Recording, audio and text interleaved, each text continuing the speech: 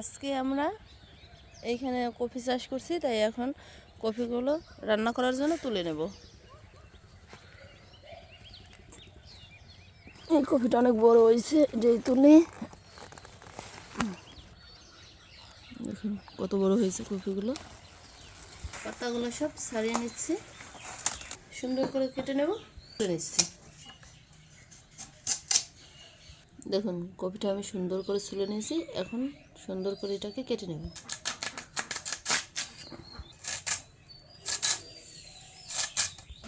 দেখুন সবগুলো কফি আমি কেটে নিয়েছি। কফিগুলো কিন্তু অনেক জালি, খেতে অনেক স্বাদ লাগবে।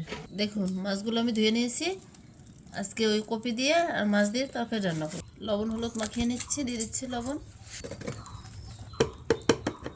দিয়ে 1 চামচ হলুদ গুঁড়ো সুন্দর করে মাখিয়ে নেব।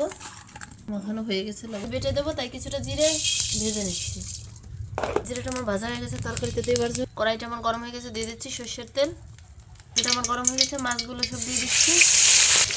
সবগুলো মাছ আমার ভাজা হয়ে গেছে, নামিয়ে এই তেলের ভিতর কফিগুলো ভেজে নেব। দিয়ে দিচ্ছি লবণ, একটু হলুদ গুঁড়ো। কফিটা আমার ভাজা হয়ে গেছে, জলটা দিয়ে দিচ্ছি। তরকারিটা আমার জাল হয়ে গেছে, মাছগুলো সব দিয়ে দিচ্ছি। তরকারিটা এখন আমি সোমবার দিয়ে নেবো। গরম হয়ে গেছে, দিয়ে দিচ্ছি তেল, জিরে ফোড়ন গেছে, এখন তরকারিটা দিয়ে দিচ্ছি।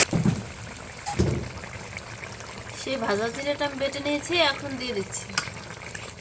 তরকারিটা আমার হয়ে গেছে, এখন আমি নামিয়ে নেব। তরকারিটা রান্না আমার কমপ্লিট হয়ে গেছে। আপনারা চাইলে আমার মতো বাড়িতে সুন্দর করে রান্না করে খেয়ে দেখুন।